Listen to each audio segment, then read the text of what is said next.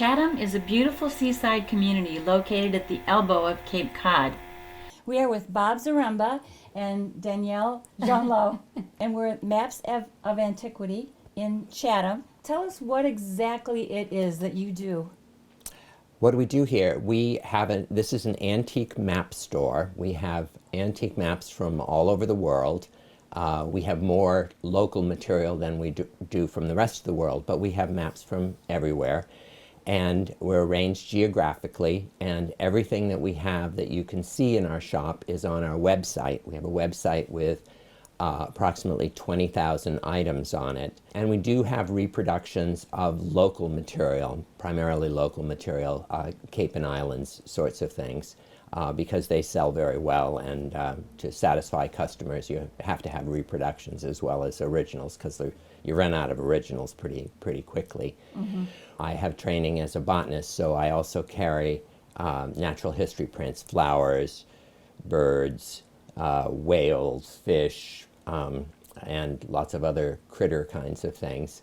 And we also sell postcards of primarily Cape and Islands, but all of New England and New York. And you also frame your items. We also have a frame shop. And we restore items as well. So old maps and prints, we restore them. That must be quite a feat to restore an old map. Yeah, it is.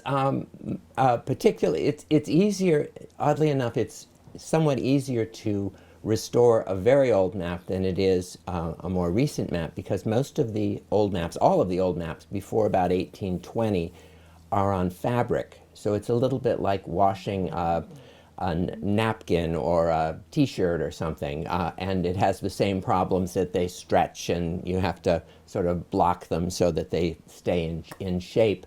But you can wash them, and you can wash them with soap, and you can bleach them, and there's a number of things that you can do. Of course, you have to be very careful with them. But the early maps... Color. Oh, the color is a problem, particularly if you're using bleach or anything to clean, like anything. But the early maps were made from cotton mixed with linen on so-called laid paper. And then about 1820, they started using trees to make paper, lignin and trees to make paper. But those can be washed as well. Paper can be washed as well. Interesting. I do a lot of nautical charts. Not being out here in the ocean. So if I wanted something for an old map for a decoration in my house, I would come here and see if you have, and people come in looking for specific locations? Yeah, there's a number of different markets that we're addressing. One would be the person who grew up in a town in New England, say, and wants a map that shows their house on it years ago, and we try to keep in stock all of the town maps from New England and southern eastern New York. And so we have a lot of maps from the 1860s, 1870s that show the old roads and the old houses. And they're primarily tax maps, so they have the names of the people that owned the houses as well. And so that's really fun. Other kinds of people who want maps are people who have ancestry principally in Europe, but anywhere in the world. And so it's good. My family came over from what was Prussia in the 1840s, and I have maps from the 1840s of Prussia.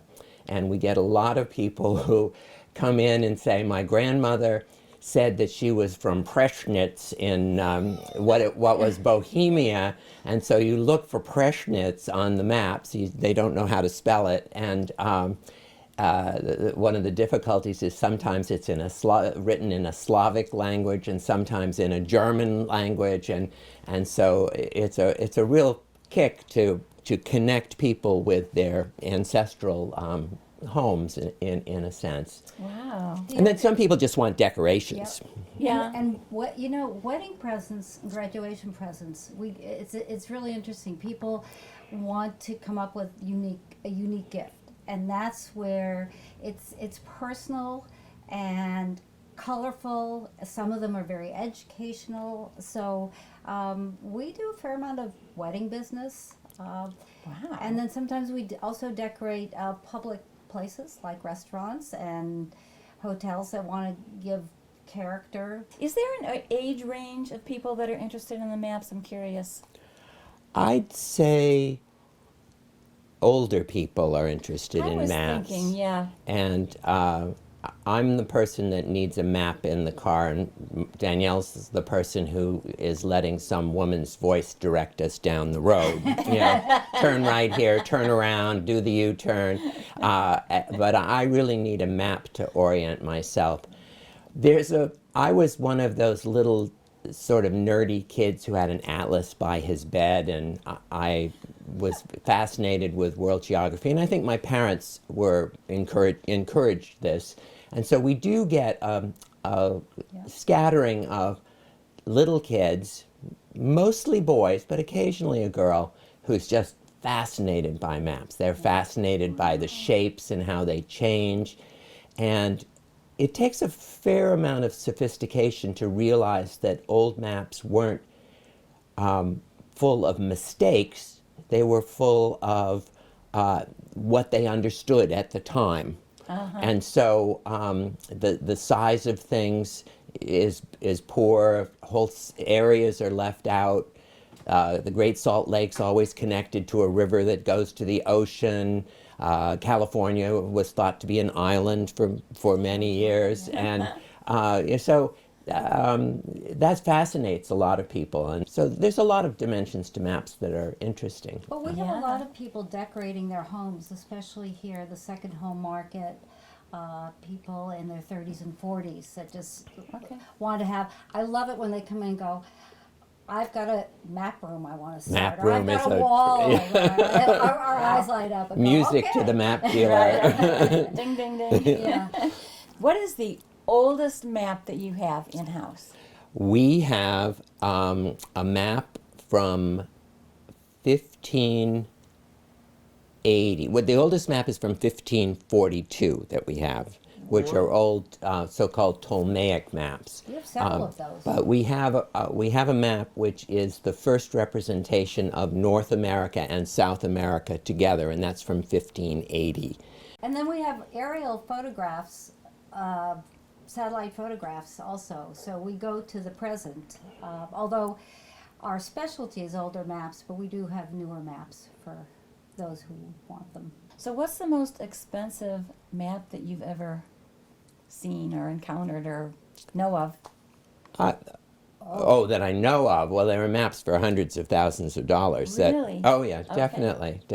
Okay. Like the Waldseemüller, the first map that used America on it sold for like $1 million plus. Yes, we're not in that range. No. We try to make the maps on the affordable range. And Yeah. What would you say our price range is from $25 to? I'd say a typical would be $25 to $800 or $900. Our price point is, our average price point for a sale is around $200, $210, something like But you have that. maps that are thousands of dollars as well. Yes, I have a map over here, which is, I think it's a $12,000 map. It's called the Beaver map, because it shows early beaver activity in the Northeast. And we have several very famous maps that, well-known maps that that's like $12,000. I think I've got an $8,000 map over there, and But we wanted to make it popular so people could go, wow, I can own something from the 1800s for $50 or $100, $150. When we first got in the map business, I had no idea, A, that they were available, and B, that they were affordable. Well, we're online. We have an extensive website. We really focused on the website at mapsofantiquity.com.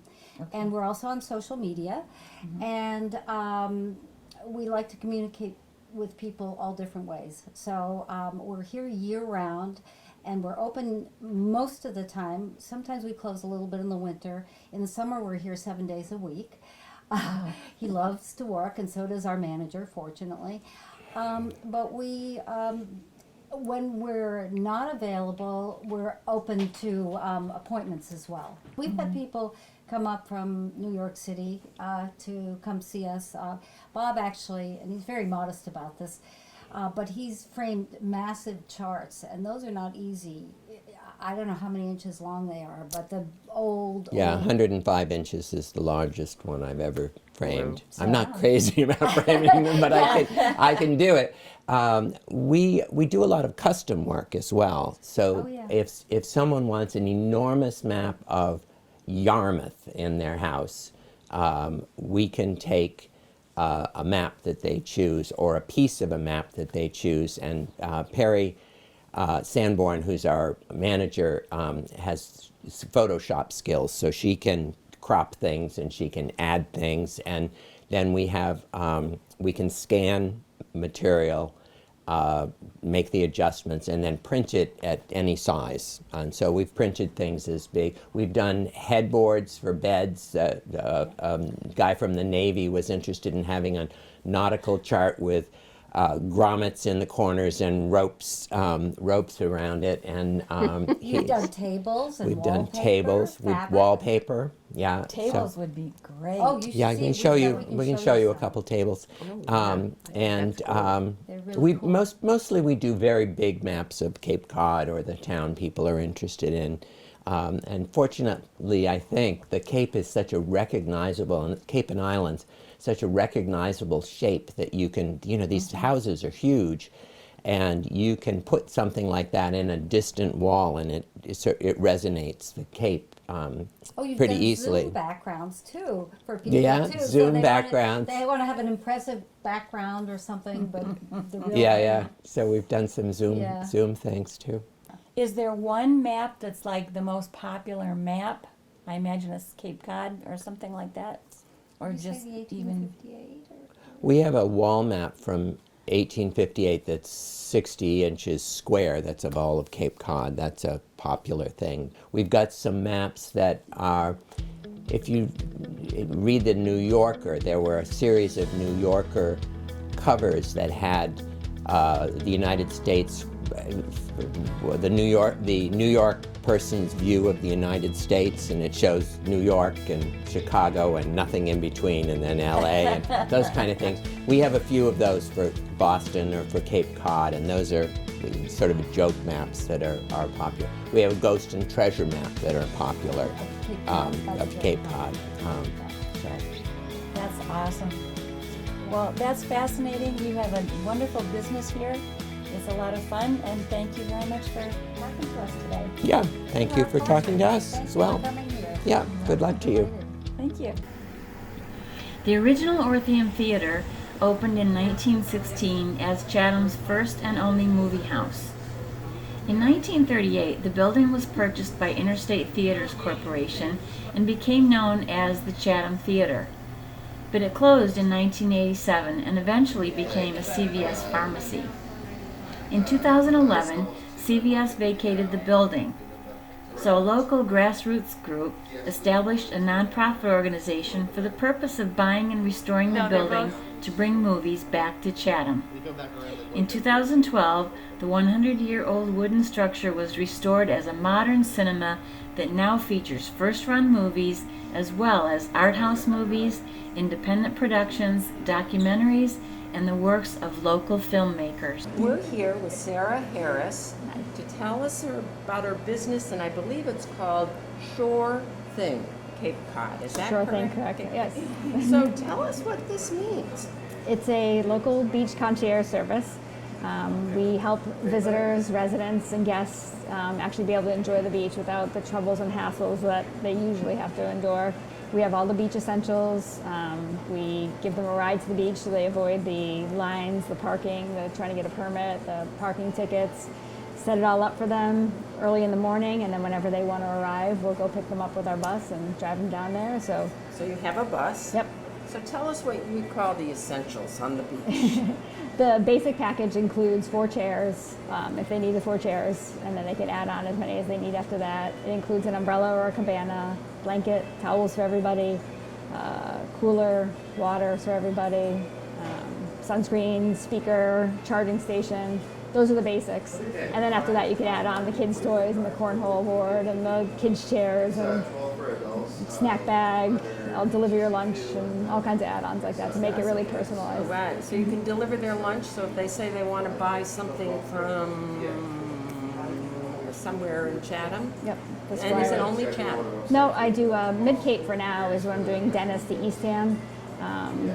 But then if there's a certain party of 20 people or a certain beach that somebody really has a favorite of, then we'll pick out their beach and go set it up for them. And once they're all done for the day, we pick it all up and drive them home.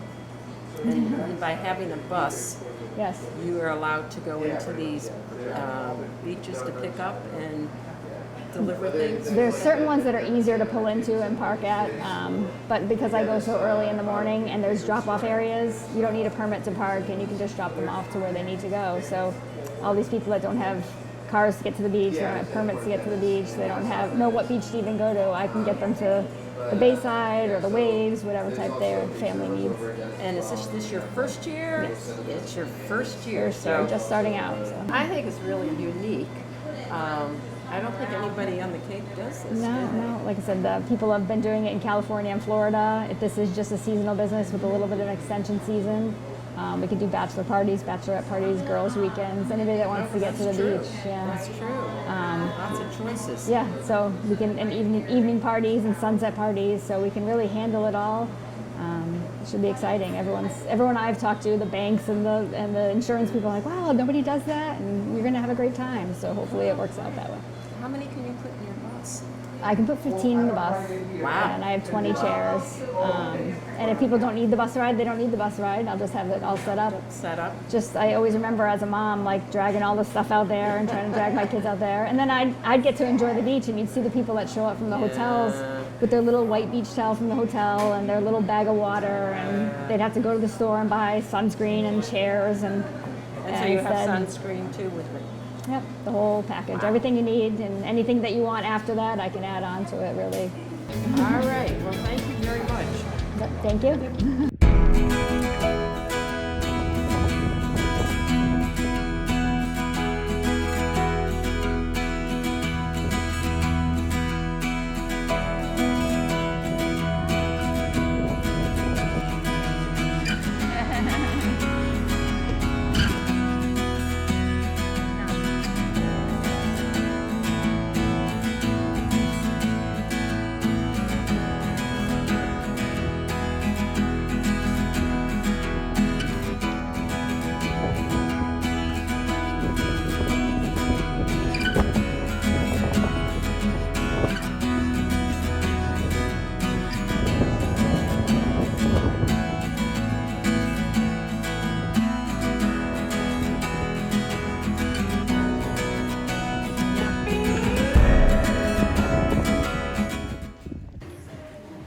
We are with Kim Marsh at the Candy Manor in Chatham.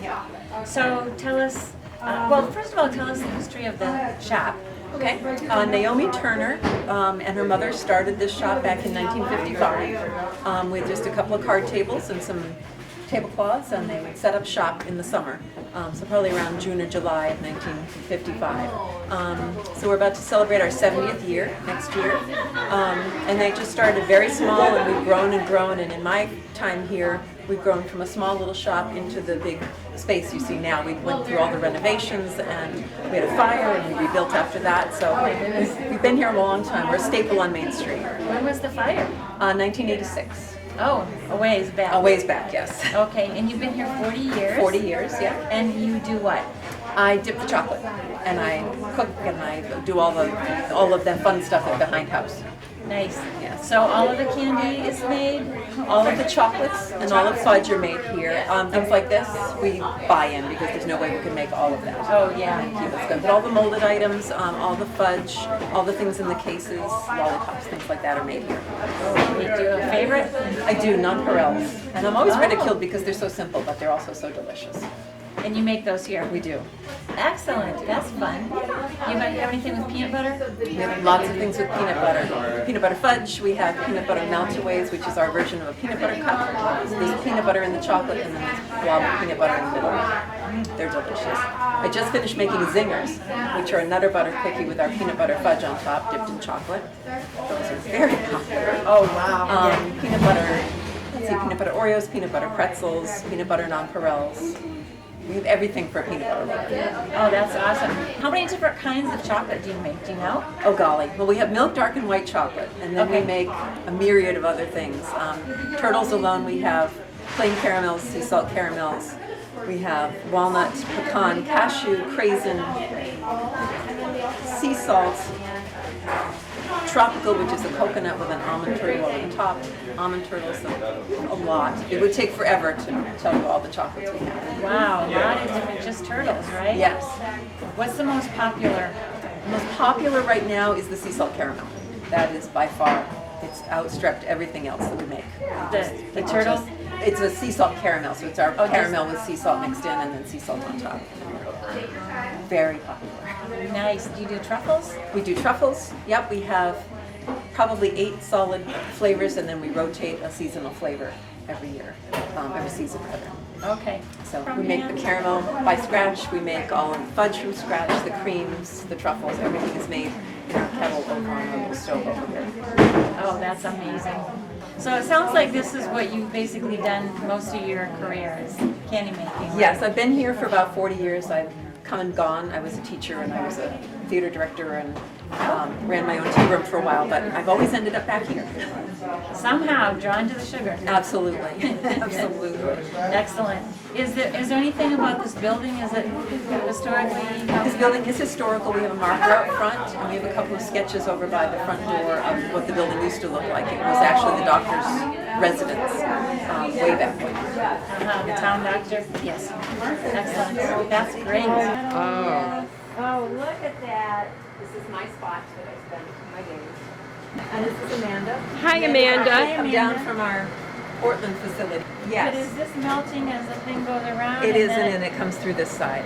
Okay. So we that's get our pretty chocolate cool. in 10-pound slabs, and then we break it up into pieces, and we toss it in the back of the melter. And then all day long we're feeding the melter just so we have enough to keep working with. Okay. So, Oh, I'm so sorry. that's okay. Not a good. So you're gonna? Are you doing I'm going to do some non-pearls? nonpareils for you, yeah. Oh. Since you asked what my favorite was. Oh, that's even better. He's also the best at them. So we just get the chocolate and put it onto the bed. This is called a bed. And this keeps the chocolate at a constant temperature, but we do temper it a little bit more on the bed just to make sure it doesn't get streaky and it's nice and shiny when we put it out on the floor. Okay. So that's the chocolate. I'm going to bring it over here to the counter. And I'll slide things down a little so you can see better.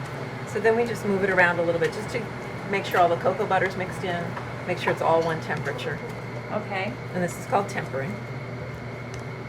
Okay. And then the excitement begins. So I'm going to grab little bits of chocolate and just do a little swirl. Oh my goodness. And then we tap them down so they get a little bit flatter. And that's it. And then when they cool, then we pop them out and flip them over and they have the little nonpareils on top. It seems so easy, and you can make it so even. Years of practice. Yeah, I was gonna say because you've done it so long. Yes. Wow. That's really a by hand method, isn't It it? is. Everything here is made by hand. Yep. That's awesome. So, and we were talking about the centers that we make. So if you want to just step this way, I can show you some. This is some of our famous caramel. This has pecans in it. Oh. So we just do a tray with pecans underneath, and then our cook Ron is left for the day. But when he makes the caramel, he just pours it over the top, sets up, and then we cut it into pieces. And Okay. it's ready to make into turtles. So is that like a softer caramel then? It's not that hard? It's not hard like break your teeth caramel. This would be Yeah. a nice eating caramel. nice. Yep. Nice. And we have all different flavors on here, and then on this rack, these are the truffle centers that Ron makes. So we make them out in the big kettle. Everything's made out there, and this is Okay. liquid when he pours it, and then Yes. it sets up, and then tomorrow we'll put it through our extruder, and it'll all come out nice little pieces, and we'll dip them for truffles. So this is our clam bake. So the rocks are edible. They're like an M&M. And then we have corn and clams, lobster, crabs, and fish. Oh, And we wow. sell literally thousands of these every summer. I bet you do. And then there's a little legend of the clam bake that goes along with it. So That is adorable. I love it. we have our little stuffed scallops. Oh, And look that's a little at mint that. pearl inside. Mint? Mint, little mint. Again, the rocks, it's just like an M&M. Candy High wrap. quality M&M. Okay. Those are our non-pearls, yeah. You call them non-pearl.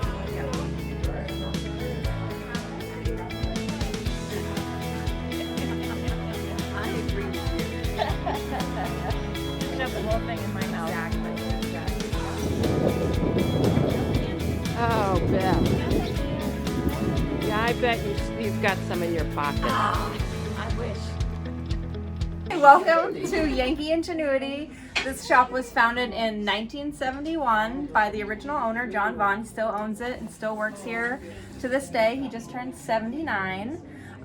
It was started up by him and his first wife, Lynn. And when they first started, they started going to like Brimfield, and they'd go down to New Bedford Salvage, and they'd take like lanterns off of ships, and they'd take all kinds of Yankee ingenuity. They would take things that they found and make them into useful objects. So that's how we got our name. And it sort of evolved over time, and then John started doing photography, so we have all of his beautiful photographs over here, and we have things from all over the world because John loves the hunt. He loves the thrill of going and finding that cool new thing to bring in for the customers. So I mean, we've got everything from, like I said, his photography, but we've got jewelry, we've got houseware, dishes, we have ornaments, all kinds of little things. Like if you ever need, I just need like a little gift for, you know, my house sitter or the teacher's gift or whatever, this is the place to come. And so that is pretty much what we have going on here. And like I said, 53 years in business. Last month, I guess it's only a few days ago, April, but yeah, we have a little bit of something different. So, you know, we do have like nautical Cape Cod-y things, but we also have like Day of the Dead sculptures and like horseshoe crab things. And John's really big into skeletons, so there's like a lot of skeleton things and just like some fun stuff. His wife also does some really cool collage art that we have back here. And so we have, it's very artistic and eclectic, and I don't know, do you want to know anything else? Well, and what is your name? My name is Michelle, and I've been working here for almost 20 years. I started in 2005. So yes, Sharon is my aunt, and I started working, just a lowly worker, and I worked my way up. Now I'm the manager, and someday John will retire, and then I will be the big cheese. But he doesn't plan to retire ever. He wants to just be here all the time. He loves it. It's like his child. So Wow. yeah, it's fun. It's a fun place to work, and it's a really, I love to see everyone's reaction when they come in to all the different things. And we try to keep the prices really affordable too, so that people who are visiting can get a nice, souvenir to take home, but also locals that live here year round, and it's so tough to live here year round, so we try to keep the prices, very reasonable, so even families can come in and everyone can pick something out and, get a nice little gift and not break the bank, so. Excellent. Thank you. Well, thank you.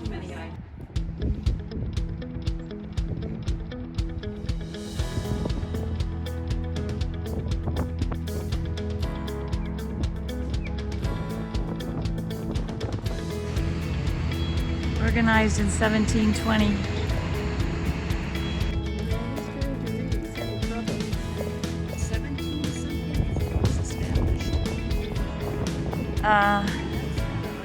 It's probably only